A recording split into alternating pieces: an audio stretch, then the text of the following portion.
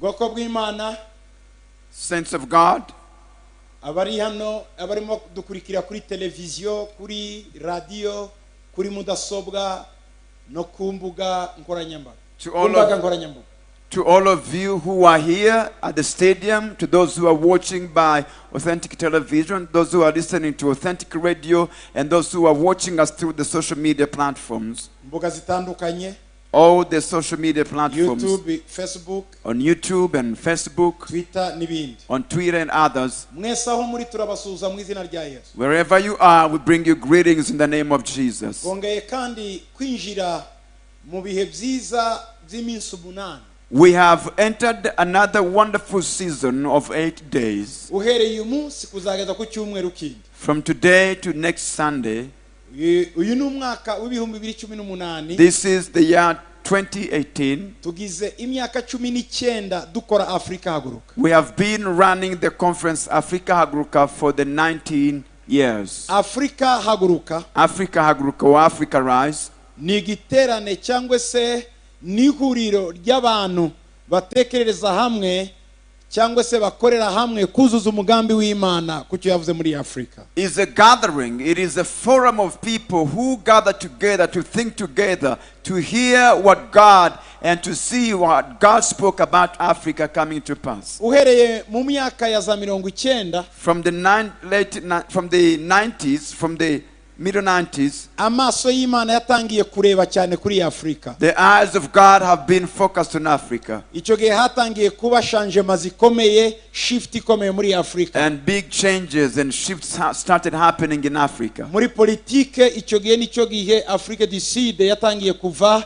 mu bucakara igihe Mandela yavuye mu nzu y'imbohe. In politics, that is when South Africa was defeating apartheid, when Nelson Mandela was released from prison. Nicyo gihe Africa yari itangiye kugira amashaka menshi, icyo gihe nyuma y'imyaka myinshi haba ishyaka rimwe muri Africa. Africa started having multi-party systems after many years of having one party in every country almost. Nanone mu buryo bw'umwuka hatangiye kuvuka amatorero menshi y'umwuka adashingiye ku matorero y'Iburaya cyangwa se y'Iburengerazuba. Spiritually, it is in the 90s that we started having independent churches of born-again Christians that are not dependent on churches in the West.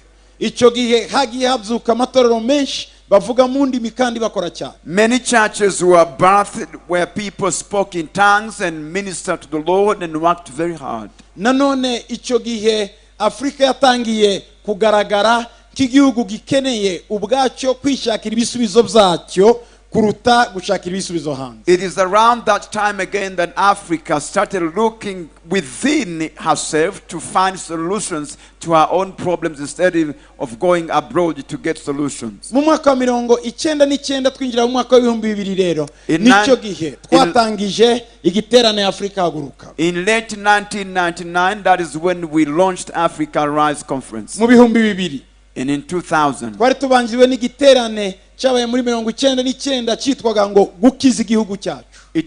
That conference was preceded by another conference in 1999 which was called Healing the Land of Rwanda. Icyo gihe twasengeye muri Stade Amahoro abakristo bavuye hirya no hino mu matorero atandukanye twihanira igihugu cyacu kandi tugisabira gutera imbere. At the time, many believers came from all over the country and we gathered at the stadium and prayed for our country and for the nation of Rwanda to prosper. Uhereye mu mwaka wa 2000 twatangiye ku mugaragaro Africa Haguruka urabagirane. Then in 2000 we officially launched Africa Haguruka. Umutwaro wacu wari umutwaro wo guhagurutsa Africa. Our burden was to raise Africa. Cyane cyane ko twabonye ko ari cyo gihe Imana yari yaduhaye kandi tutagomba gusigara inyuma. Because we saw that it is the season God had given to Africa and we didn't want to be left behind God's plan. Bavandimwe, brethren, Africa Haguruka ni igisubizo. Africa Arise is a solution kubibaza abantu benshi bibaza, to many questions that people have. Africa Haguruka, Africa Arise ni inzira, is the way Imana ishaka gucamo kugira ngo ibashe gukoresha Africa muri ibihe byanyuma, through which God wants to use Africa in the latter days. Buri mwaka tugira umutwe tugenderaho. Every year we have a theme. Kandi tugira umutwe twigiraho. And we learn from that theme. uyu mwaka rero And so this year, iravuga ngo Afrika haguruka urinde amarembo yawe. the theme says, Africa, stand and protect your gates. Mu gitabo cya Zaburi 122 ku murongo wa 2 In the book of Psalms 122 verse Bibiliya 2, iragira iti Yerusalemu ibirenge byacu bihagaze mu marembo yawe. the Bible says, our feet have been standing within your gates, O Jerusalem. Yerusalemu ibirenge byacu bihagaze mu marembo yawe. Our feet have been standing within your gates, O Jerusalem. Munyemere hari Yerusalemu mashire Afrika. Let me use the word Jerusalem as Africa. Afrika ibirenge by'abana b'abahungu n'abakobwa bawe ubu bihagaze mu marembo yawe. Africa, the feet of your sons and daughters are now standing in your gate. Afrika ibirenge by'abagaragu b'Imana bihagaze mu marembo yawe. Africa, the feet of the servants of God God, stand in your gates. Afrika ibirenge by'abapolitisiye bawe bahagaze mu marembo yawe. Africa, the feet of your Politicians, stand in your gates. Afrika ibirenge by'abanyamakuru bawe bahagaze mu marembo yawe. Africa, the feet of the media is standing in your gates. Afrika ibirenge by'abacuruzi bawe bahagaze mu marembo yawe. Africa, the feet of your businessmen and women are standing in your gates. Afrika ibirenge by'uburezi bwawe bihagaze mu marembo yawe. Africa, the feet of your educators are standing in your gate. Afrika ibirenge by'itorero rikurimwo rihagaze mu marembo yawe. Africa, the feet of the church in you are standing in your gates. Afrika ibirenge by'umuryango wawe bihagaze mu marembo yawe. Africa, the gates of your family are standing in your gates. Bavandimwe, Brethren, iki ni igihe cyo guhaguruka this is the season to arise hanyuma tukarinda amarembo yacu. and then protect our gates. Muri iyi minsi 7 In these 7 mu days, gitondo kuva saa 3 kugeza saa 6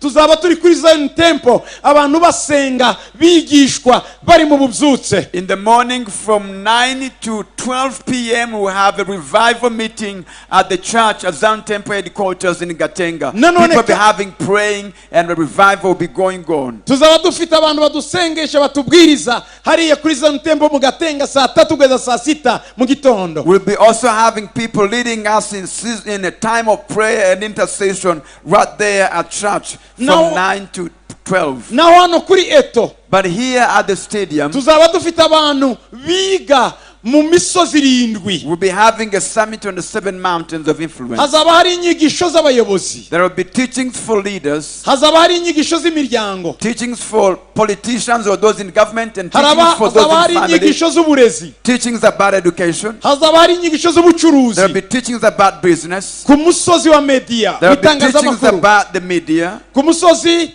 w'ingorora ngingo cyangwa se akarasisi There will be teachings n'imyidagaduro. about entertainment and sports. Iyo misozi ko ari 7 yose And so all the 7 mountains of umusozi influence, wiyumvamo the mountain where you feel you're late to stand, uzawuzamo kugira ngo wige. you come here at IPRC to attend the teaching. Hazaba hari abigisha bigisha kuri buri musozi wifuza cyangwa se ikintu wifuza kubamo. There will be a seminar on every mountain where you are interested. Mu muryango, And on the family, mu idini, religion, mu burezi, education, mu buyobozi, government, mu bukungu, economy and business, mu bitangazamakuru media, ndetse no mu myidagaduro. and in entertainment.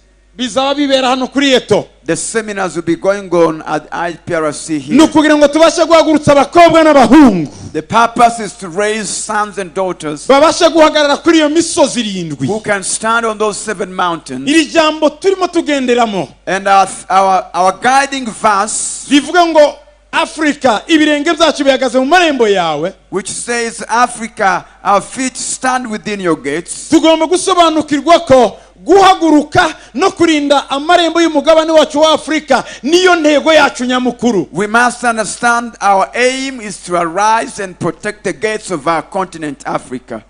Guhaguruka no kurinda amarembo y'umugabane wacu wa Afrika niyo ntego yacu. Our aim is to arise and protect the gates of our continent.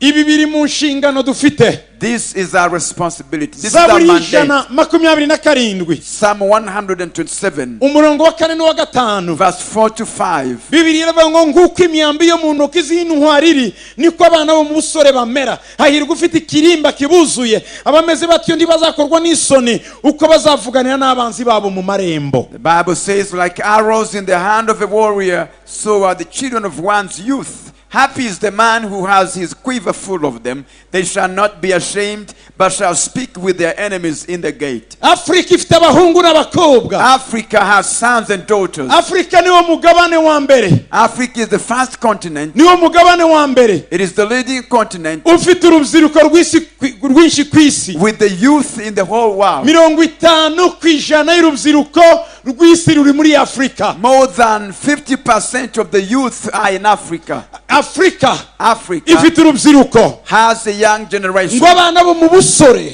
That the sons of one's youth, the children of one's youth, abana bo mu busore, the children of one's youth, abana bo mu busore the children of one's ngo youth, bazavuganira n'abanzi babo mu marembo. they shall stand against the enemies in the Abana gates. b'abanyafrika, African children, abakobwa b'abanyafrika African daughters bariteguye are ready kurwana n'abanzi to fight with the enemies, batinjira mu marembo ya Afrika. to withhold them from entering the gates Afrika of ifite Africa. amarembo menshi. Africa has many gates. Ubu abahungu n'abakobwa bagiye guhaguruka, Sons and daughters are about to arise bagiye kwinjira muri ayo marembo, to enter the gates, bagiye kurwana n'abanzi bagize imyaka bayinjiramo. to fight with the enemies of being entering the gates. Igihe kibaye kirekire Afrika amarembo yinjiza abantu kandi basohora, For a long time, African gates have been open to enemies entering. ariko ngo bagiye guhaguruka bameze nk'imyambi iri mu mufuka w'intwari. But the Bible is telling to us they are about to arise like arrows in the hand of a warrior. Imyambi yo mu ntoki z'intwari Like arrows in the hand of a warrior. n'abana b'abanyafurika, These are African children. n'urubyiruko rw'umunyafurika, These are African youth. n'abakobwa b'abanyafurika, These are African daughters. n'abahungu These b'abanyafurika, are African sons. n'imyambi mu ntoki z'intwari. They are like arrows in the hand of a warrior. Mu gihe gito bagiye gutuma Afrika itazongera gukorwa n'isoni. Very soon they are going to take away the shame of Africa. Hallelujah. Hallelujah. Ngo hahirwa ufite ikirimba kibuzuye. Happy is the man who has his quiver full of them. Ikirimba cy'isi The quiver of the world n'umugabane, is the continent. umugabane wa Afrika The African continent ni ikirimba cyuzuye mu rubyiruko, is a quiver full of the youth. kandi urwo rubyiruko And the youth, ruracyahishe mu kirimba, they are still hidden in the quiver. ruracyahishe mu ruhago, They are still hidden in the ariko quiver. igihe kirageze rugiye gusohoka, But time has come for them to tugiye emerge. kururasa nk'intwari, We are going to send them like arrows. bagiye guhagarara mu marembo, They are going to be shot out like arrows. Imana igiye To stand against kubakoresha. God is going to use them. Oh, hallelujah, Hallelujah. hallelujah. Hallelujah. Oh, Hallelujah. hey, Yes.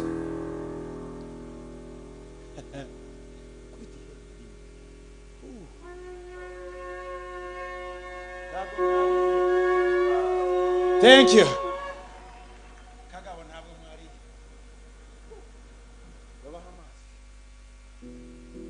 Oh, hallelujah. Hallelujah.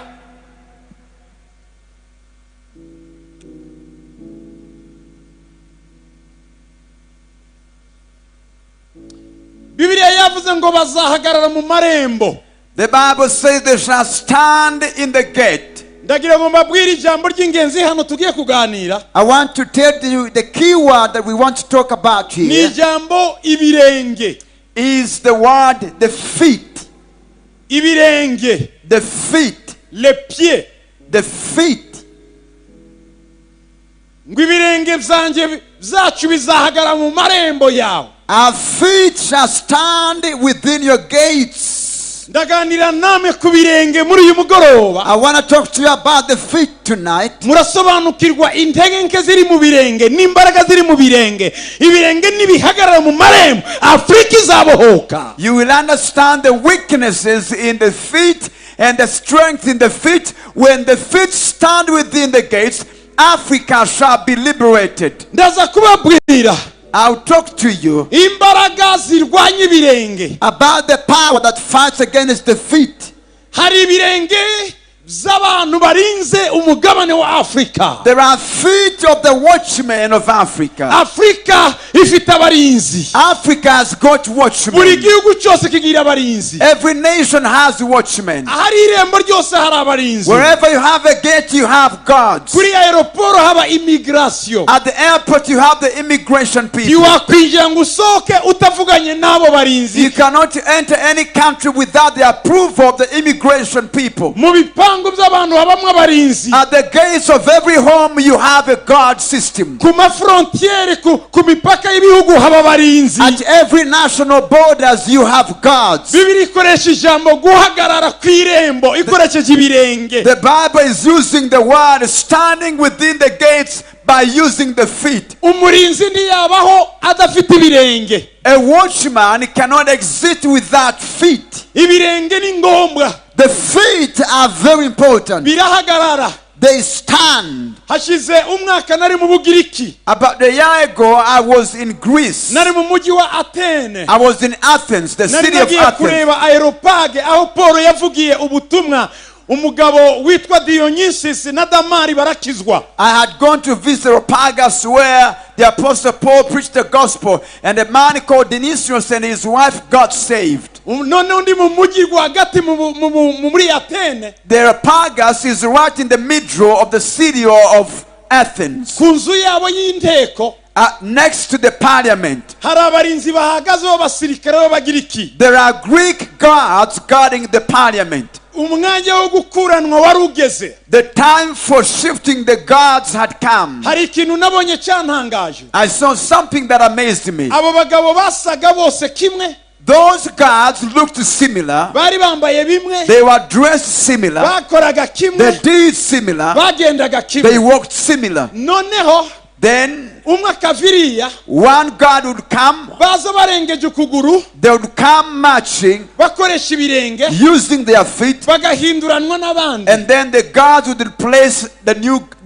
those who spent the night. Babikoraga mu buryo butangaje. They did it in an amazing manner. Abo basirikare bari ku burinzi bari bahagaze bwema batanyeganyega. The soldiers were standing tall. They were not moving at all. Noneho baza guhinduranya n'abandi bakazamura amaguru. And then when they wanted to replace other guards, Bakazengurukira kuri uko they kuguru. lift up their hand and rotate on one Ikirenge foot. kimwe kigafata hasi. One foot would remain on the ground Ikindi yagenda kizamuka. while another foot is marching. Akongera akakimanura. And then they bring one foot down. Mu mwanya wo guhumza no In guhumura the twinkling of an eye, bahinduranyaga n'undi. they would replace with another guard, Ukabona undi aragiye. and you'd see one guard Undi leaving asigaye ahagaze. and another guard remains Ibyo standing. byarantangaje cyane. That amazed me. Nasobanukiwe ibirenge. I understood the power of the feet. Abo bagabo bari bahagaze aho Those guards who were standing there, bakoreshaga ibirenge kugira ngo bakuranwe umwe ava mu mwanya n'uzajya mu mwanya. they were using the feet to replace one another, for one guard to leave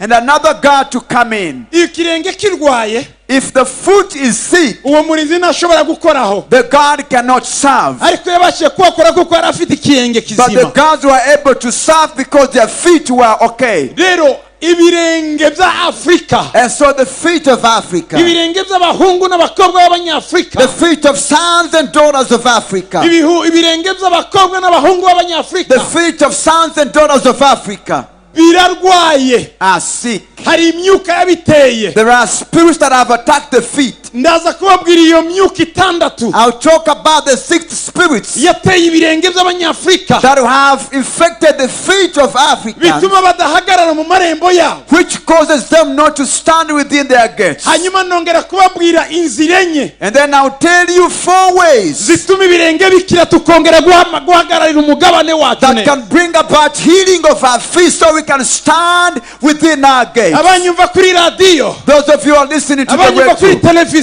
those watching by namwe muri television, hano, and those who are here, ndabasaba ngo mwandike I want you to write, kuko ibi ni iby'ingenzi. because this is critical. Tugiye kumenya imyuka yateye ibirenge We by'abanyafrika, are going to understand the spirits that have attacked the feet of Africa. ariko kandi tugiye kureba uburyo ibyo birenge bishobora gukira bigakora ibitangaza. Afurika ikongera kuba umugabane ufite agaciro. Hallelujah. But you also look at how these feet can be healed and Africa to become a great continent again with her dignity restored. hari imbaraga zirwanya ibirenge by'abarinzi barinze Afrika. There is a power that is fighting against the feet of the watchmen of umwuka Africa. wa mbere uturwanya The first spirit fighting us witwa umwuka wo guhezwa cyangwa se kwigizwayo. is called the spirit of exclusion. umwuka wo guhezwa, The spirit of exclusion. umwuka wo kwigizwayo. The spirit of alienation. inama zikomeye zifata ibyemezo by'isi Afrika ntibamo. Africa is usually excluded from major decision making meetings in the world. iyo mwumva ngo G7 in Afrika ntibamo, When you hear of G7, Africa is not a member. inama zikomeye ziga uko isi izagenda, uko isi izamera, Afrika ntizibamo. Great decision making bodies about this world exclude Africa. izo nama zibamo abanyamerika, They include America. abanyaburaya, They include the Europeans. zibamo They abarusiya, include Russians. ariko abanyafurika ntitugerayo. But Africans are not kandi abo included. nibo batekerereza isi, And they are the ones who think for the world. abo nibo batekereza imyaka izaza. They think for the years ahead. Afrika irahezwa, But Africa is excluded. umwuka wakubise ikirenge cyacu The spirit that has attacked our feet ni umwuka wo guhezwa, is the spirit of ni exclusion. umwuka wo kwigizwayo, Is the spirit of alienation. ni umwuka mubi. It is an evil spirit. Bibiri iravuga mu gitabo cya Yobu The Bible says in the book of Job, igice cya 30 chapter 30, ku murongo wa 12, verse 12. Bibiri iravuga ngo iburyo bwanjye hahaguruka igitero, basunika ibirenge byanjye, bantegesha inzira zabo zirimbura, basunika ibirenge byanjye.